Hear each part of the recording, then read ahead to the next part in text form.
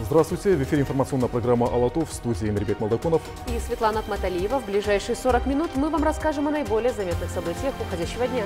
И вначале коротко о главном. Многомиллионный ущерб от модернизации на ТЭЦ вновь обсудили в парламенте. Депутаты заслушали информацию о расследовании уголовных дел. В чьих руках жизнь детей? Новости о погибших в пожаре детях и отравившихся угарным газом малышей взбудоражили кыргызстанцев. Кто в ответе за безопасность малолетних? По республике не хватает еще 200 новых школ. Президент Сооронбай Жээнбеков и министр образования и науки Гульмира Кудайбердиева обсудили вопросы повышения качества образования в стране. Первые электронные загранпаспорта кыргызстанцы могут получить уже в августе. Прошлогодняя авария на ТЭЦ обнажила многие коррупционные схемы в энергоотрасли страны, включая те, которые скрывались за модернизацией столичной теплоэлектроцентрали. Сегодня депутаты заслушали информацию о расследовании уголовных дел. На непрерывный поток вопросов парламентариев отвечали генеральный прокурор Откурбек Джамшитов, председатель ГКНБ Идрис Кадыркулов, а также члены правительства во главе с первым вице-премьером Кубатбеком Бароновым. О бурном обсуждении крупного коррупционного скандала. Аяна Дюшикеева. Модернизацию и причиненный впоследствии ущерб государству обсуждать будут еще долго. Вот и в этот раз на заседании Джогорку Кенеша вновь бурно обсудили резонансное событие. На неделе, к слову, третье уголовное дело было направлено в суд. Бұл жерде Исаков карьералық жақтан тез өсүүнү көздөп, мамлекет жетекчисине жагынуу максатында мурунтан түзүлгөн туруктуу байланыштарды пайдаланып, Тибея компаниясынын $386 миллион кымбат долбарын. Следствие считает, что в деле по факту коррупции при модернизации ТЭЦ ответственные лица необоснованно предоставляли компании TBEA право на реализацию проекта. Причем стоимость оборудования и услуг намеренно завышалась, чтобы привести к сумме $386 миллионов. Это и есть стоимость модернизации. Обвинения в коррупции и злоупотреблении должностным положением предъявлены Сапару Исакову, Жантуру Сатыбалдиеву, Осмонбеку Артакбаеву, Ольге Лавровой и еще ряду энергетиков. Ущерб оценивается в $111 миллионов.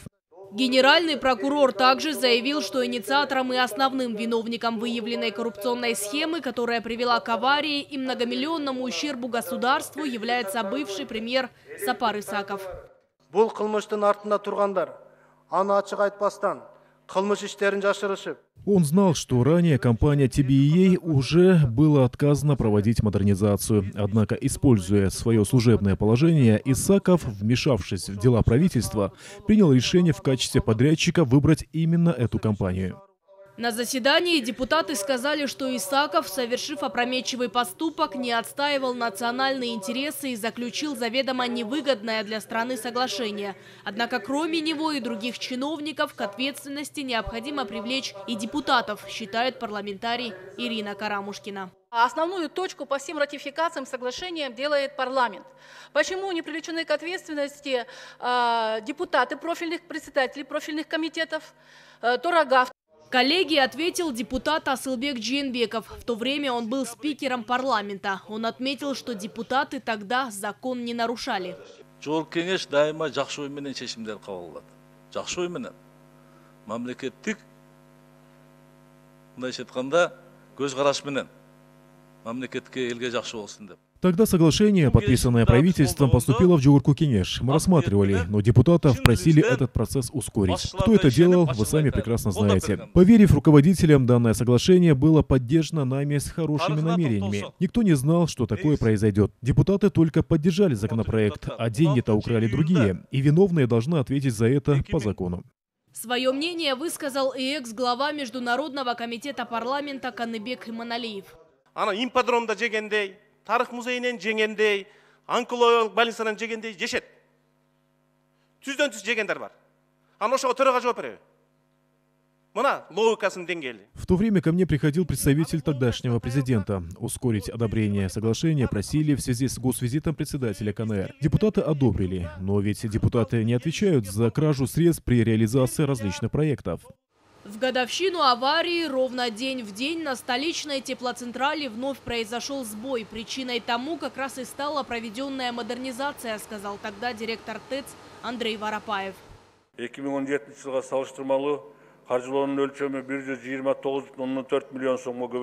В трубопроводе была трещина. На восстановительные работы у специалистов ушло не больше суток. Сейчас работает комиссия, чтобы изучить детали произошедшего. А в турбинном и котельном цехах ремонт полностью проведен. Окна полностью застеклены и крышу сменили. На плановые ремонтные работы в этом отопительном сезоне было потрачено почти на 130 миллионов сомов больше, чем до модернизации.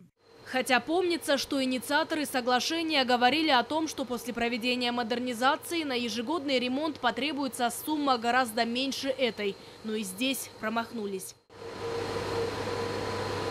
На заседании также представители счетной палаты сообщили, что и грантовые средства, выделенные компанией TBA, тоже были использованы неэффективно. Уголовное дело по факту аварии, напомню, продолжают рассматривать в Первомайском райсуде. Другое же дело по факту коррупции при модернизации ТЭЦ, фигурант которого как раз Сапар Исаков, начнут рассматривать в Свердловском райсуде 19 февраля. Аяна Дюшикеева, Руслан Сабатаров, Общественный, Первый канал. На подполковника милиции, зятя депутата Камчебека Чулдушбаева Айбека Сыдыкова возбуждено уголовное дело по статье «Хулиганство». Сыдыков уволен из ОВД по итогам служебного расследования. Напомним, в ночь на 11 февраля в Бишкеке столкнулись автомашины Lexus, Deo Nexia и Toyota Mark II. Водитель «Лексуса», который был в нетрезвом состоянии, отказывался проходить освидетельствование на алкоголь, в связи с чем его доставили в Октябрьское РОВД. Водители двух других авто были трезвыми. Все три машины водворены на штрафстоянку. В МВД также напомнили об инциденте, который произошел 5 октября 2017 года с участием Сыдыкова в клубе «Ретро-метро». Сотрудники службы внутренних расследований МВД провели служебное расследование, где по итогам на Сыдыкова было наложено дисциплинарное наказание о неполном служебном соответствии. По факту в свое время прокуратура Бишкека возбудила уголовное дело по статьям кража, хулиганство с применением оружия и превышение должностных полномочий. 22 октября прошлого года приговором Первомайского райсуда Айбек Сыдыков был признан виновным по статье хулиганство и приговорен условно с испытательным сроком на 3 года.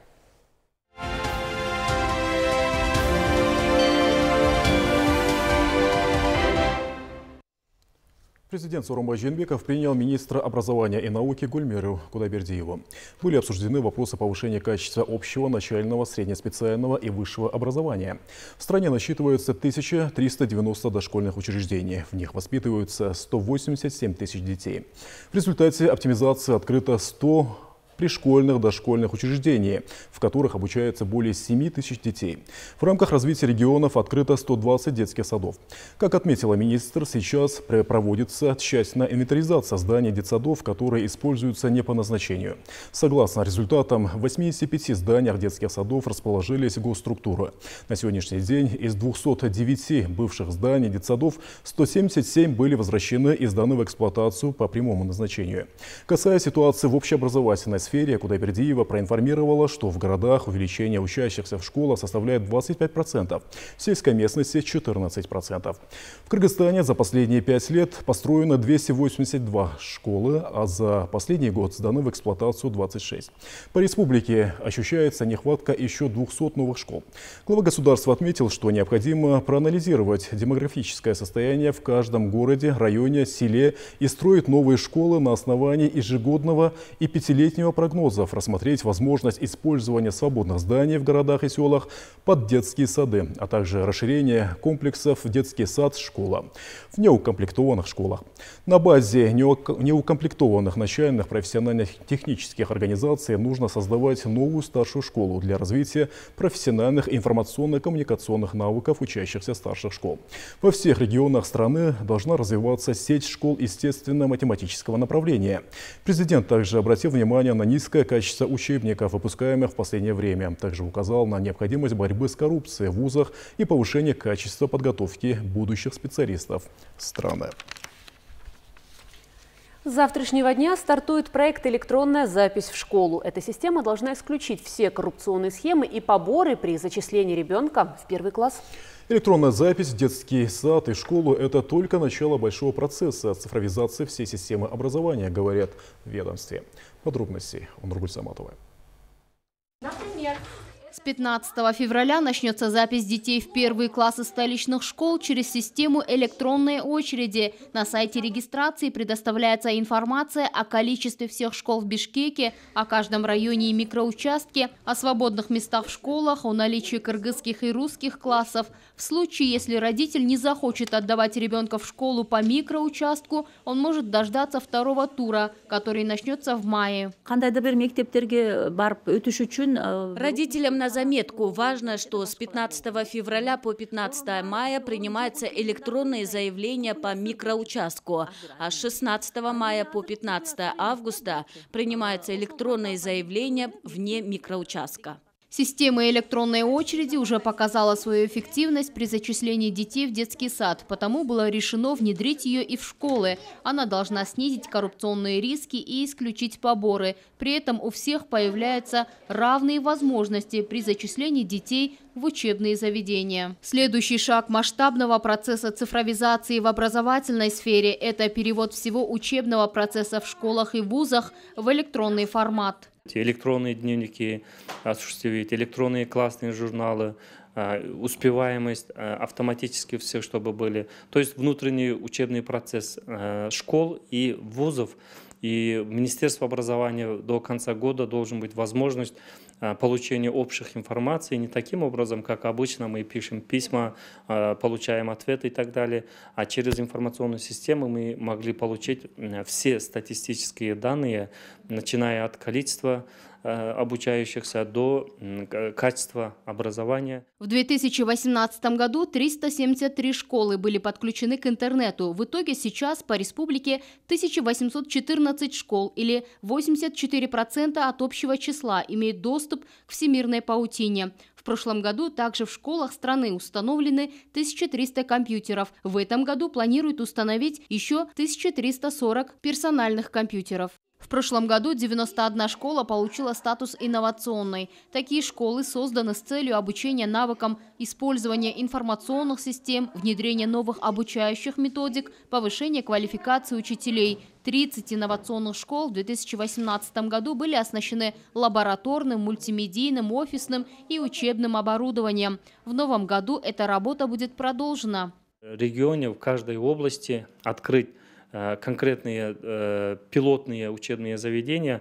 Это касается для школы, инновационные школы в каждом районе и для среднего профессионального образования по одному центра передовых опытов. Это образцовые будут колледжи, где мы покажем модель колледжа, который востребован и решает проблемы именно этого региона. Также Минобразование запускает электронную платформу дистанционного образования для повышения квалификации учителей. В целом о достижениях за 2018 год и планах на этот шла речь на коллегии министерства.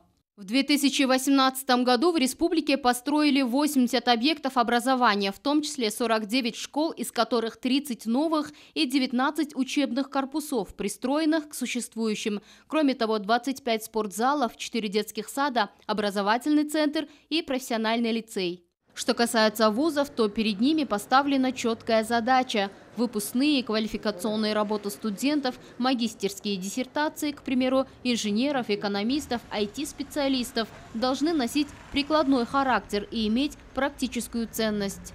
Нургуль Саматова, Бактурсун Душанбеков, Общественный первый канал.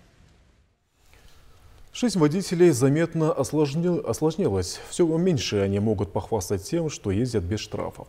Вроде патрулей на дорогах меньше, а штрафы все равно появляются. В этой ситуации так называемые умельцы стали применять всевозможные способы обмана камер, чтобы уйти от ответственности. Действительно ли им удастся перехитрить видеофиксаторы, выясняла Дамира Базарбаева. Я как раз собирался испытать одну штуку. Любое действие рождает противодействие. Этот закон работает не только в физике, но и на бишкекских улицах. Чем активнее власти ставят камеры на дорогах, тем инициативнее водители ищут способы обмануть технику. Это можно отследить в соцсетях. Если одни государственный номерной знак замазывают грязью, то другие пытаются заклеить различными пленками, забрызгать спреем, либо закрасить или обесцветить хотя бы один из символов госномера.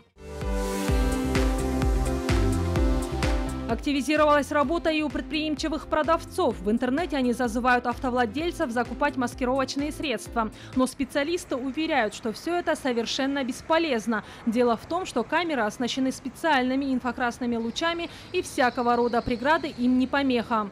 Номера защитить ничем не получится. Нанопленки не помогают сетки.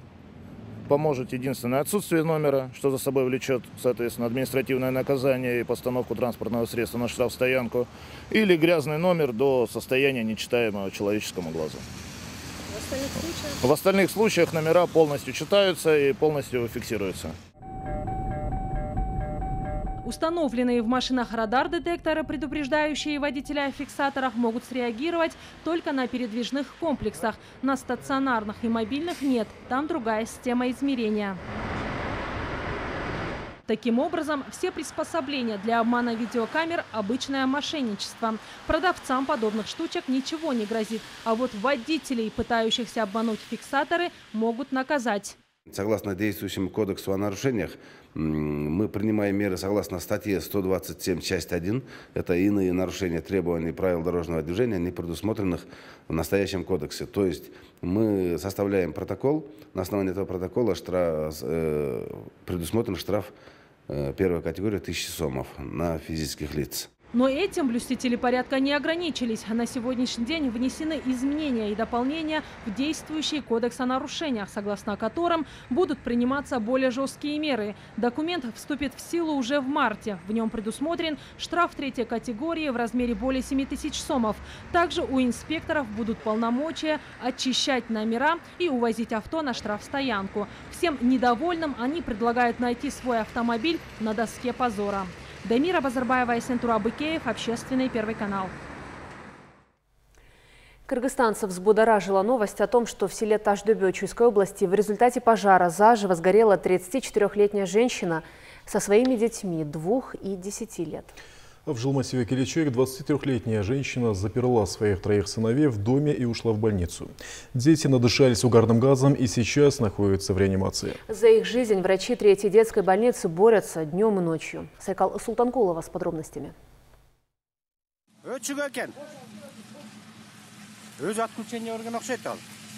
В доме, что в жилмассиве Келечек, 11 февраля мать заперла своих 3 сыновей и ушла в больницу. Из-за замыкания электропроводки произошло возгорание.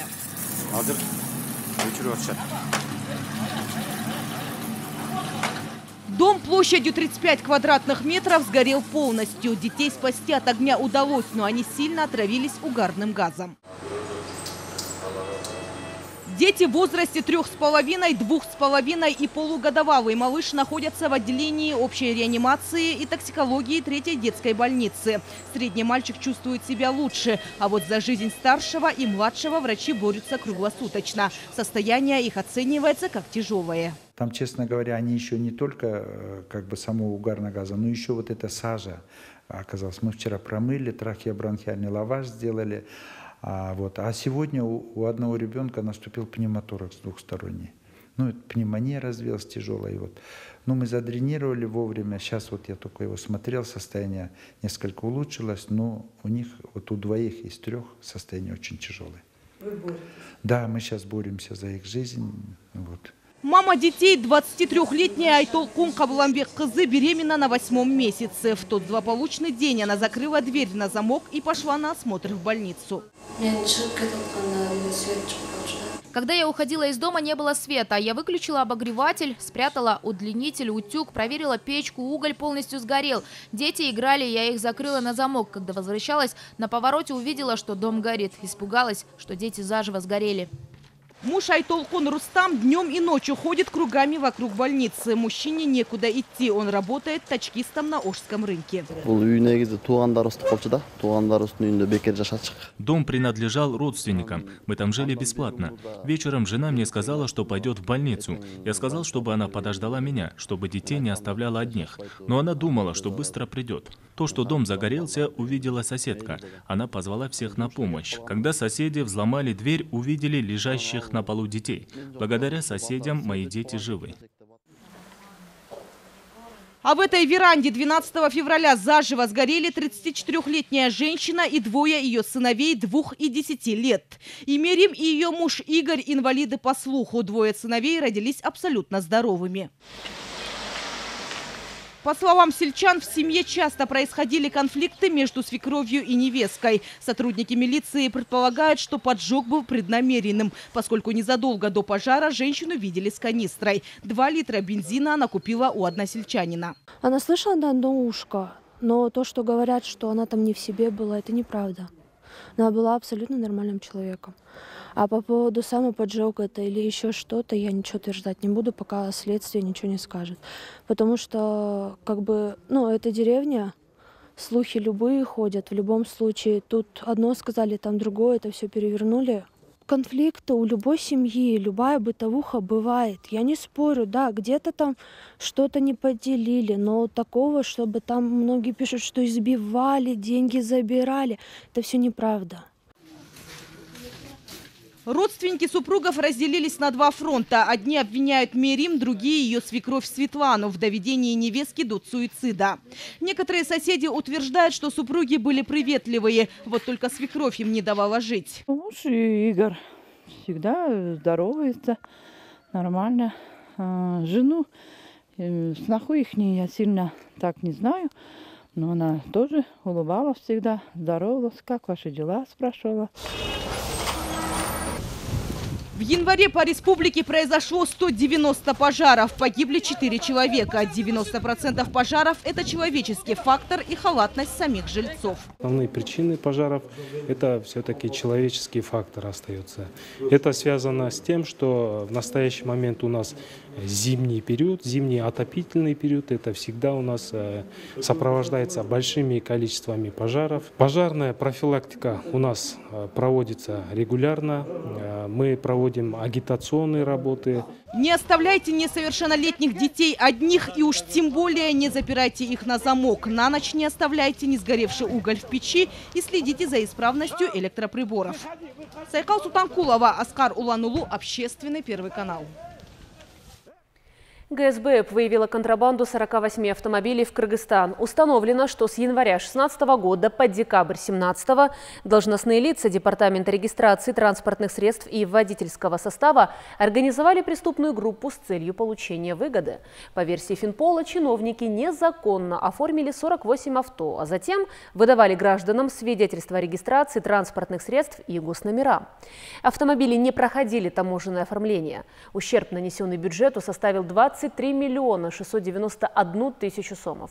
11 февраля было возбуждено уголовное дело и задержан начальник отдела департамента по Узгенскому, Каракульджинскому, Алайскому и Чон-Алайскому районам. Он водворен в ИВС, устанавливаются другие причастные к преступлению лица.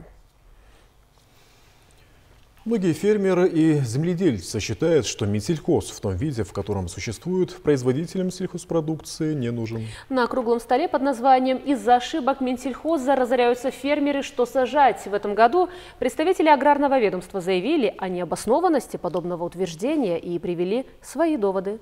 Мнение сторон выслушал Усен Кальбаев. Много лет прошло. Министерство сельского хозяйства в таком виде, в каком оно существует сегодня, надо полностью ликвидировать. Эти слова в адрес Минсельхоза на круглом столе высказал фермер, кандидат технических наук Манас Саматов.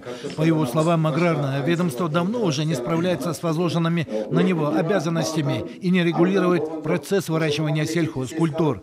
Мы должны направить всю свою деятельность к тому, чтобы каждая семья, сельская семья, научилась извлекать прибыль от производства, от корень того, чем должен заниматься Министерство сельского хозяйства. Там, где продаются должности министров, где годами сидят некомпетентные люди, они никогда не смогут переломить ситуацию. По информации представителя аграрного ведомства Джигиталы Джумалиева, министерство ведет активную работу по развитию сельского хозяйства страны. Надо быть осторожнее в своих высказываниях. Виновность может определить только суд. Мы сейчас работаем над реформированием сельского хозяйства, обновляем технические парки, семенное хозяйство, выдаются кредиты под 6% для выращивания сельхозкультур. Работаем и по органическим удобрениям. Руководитель отдела продовольственной безопасности Минсельхоза Анара Бекулиева ответила оппоненту, что в регионах не работают торгово-логистические центры. Самый наболевший вопрос актуальным является это экспорт картофеля, но по показателям по картофелю мы полностью себя обеспечиваем. В прошлом году по итогам 2018 года было собрано урожай картофеля 1 446 000 тонн. Экспортный потенциал республики по картофелю составляет в пределах 120-150 тысяч тонн в год. В прошлом году земледельцы вырастили огромный объем картофеля, но из-за проблем со сбытом большинство прогорело. Между тем, в развитых странах в случае перепроизводства той или иной сельхозпродукции овощеводам помогает государство, выплачивая дотацию на произведенную продукцию. Усен Кульбаев, Сайфуддин Мурзаев, Общественный Первый канал. Завтра, 15 февраля, страны СНГ отмечают 30-ю годовщину со дня вывода советских войск из Афганистана. На протяжении 10 лет вооруженные силы СССР принимали участие в разрешении вооруженного конфликта в Афганистане. Сегодня об этой войне помнят немногие. В странах бывшего Союза проходят разного рода мероприятия, на которых подрастающему поколению рассказывают о тех страшных годах, чтобы такие события не повторялись. Как утверждают эксперты в этой области, сегодня угроза, исходящая из Афганистана, терроризм, наркотрафик и нестабильность есть. И прежде всего это может коснуться Центральной Азии. Поэтому власти соседних стран, в том числе и Кыргызстан, делают все, чтобы предотвратить угрозу. Диана Мамекова продолжит тему. Ситуация в Афганистане с каждым годом осложняется, говорят эксперты, особенно с января, когда боевики Талибана заметно активизировались в Северном Афганистане. Ситуация в этой стране представляет реальную угрозу не только для Центральной Азии, но и для всего евразийского пространства. Что может быть и какая угроза может надвинуться быть у нас здесь, мы прекрасно понимаем. Для этого надо порох держать сухим. Наши вооруженные силы должны быть в постоянной боевой готовности.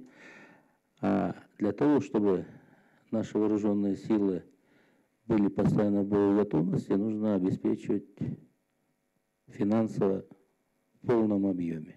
Хотя Кыргызстан не граничит с Афганистаном, но входит в зону риска, потому необходимо уделять внимание поддержке силовых структур, уверены эксперты. Не дремлют все страны, граничащие с Афганистаном, и прежде всего Россия, которая, как преемник СССР, не оставит на произвол судьбы своих союзников, говорят специалисты. Естественно, я бы очень не хотел повторения таких событий и возлагаю очень большие надежды на мирный процесс. Неважно, будет ли в нем участвовать существующая легальная оппозиция, как сейчас, или же представители официального Кабула, находящегося во власти. Сейчас главное пытаться остановить войну, не допустить катастрофического развития событий. Это в интересах и соседних государств, и прежде всего народа Афганистана. Конечно, проблемы, они так или иначе отражаются на наших бывших постсоветских республиках. Прежде всего, исходя из экономических условий. А как только возникают проблемы, это есть условия для создания деструктивных процессов.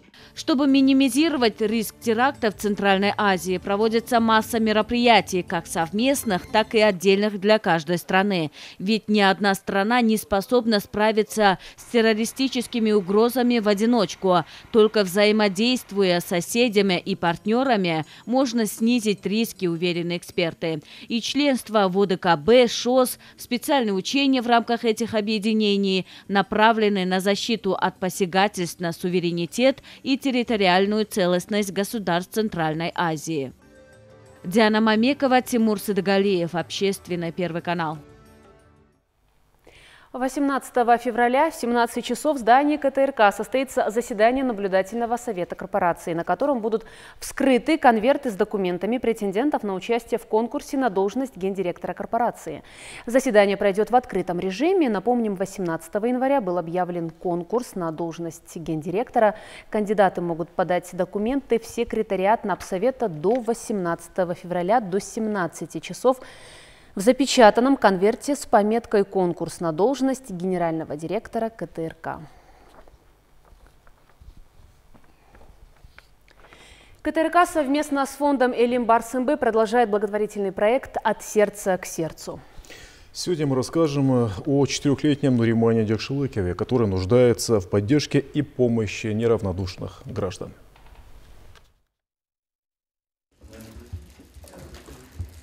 Нуриман ловко управляет машиной. Моторика ног развита, но не так, как у обычного ребенка. Как только он слазит с машины, видно почему. У мальчика диагноз спина бифида, иначе говоря, расщепление позвоночника. В позвоночнике образуется отверстие или щель, через которую выдается наружу часть спинного мозга. Куда только не обращались родители Нуримана, откликнулись в общественно-благотворительном фонде Элимбар-Сымбе, помогли найти нейрохирургов, ехать надо в Турцию. Возможно, у нас нейрохирурги может, но у нас просто таких аппаратов нету, поэтому здесь сказали, что мы не можем оперировать ребенка. Если мы здесь будем, 50 на 50% будет, то есть, может быть, ребенок будет ненормальным. Так открыто сказали нам. Грыжи мы удалить будем в Турции. Да, конечно, мы консультацию получили у врачей, у нейрохирургов и у всех врачов, кто вот сказали, да, что все будет хорошо. Сказали, что ребенок будет на ноги будет вставать, он будет ходить. Собрать средства помогают как могут родственники, но этого мало. Для операции требуется $30 000. Таких денег у молодой семьи нет. Помочь вызвались работники фонда Элимбар-Сымбе. Обращаемся к нашему народу, чтобы помогли, чем могли. И можете на наш номер отправлять деньги. Это получается через Эльсом. Эльсом номер наш 0772 00 20 15. И кому интересно, можете зайти на наш сайт www.elimbar.kg. И вся информация там у нас есть.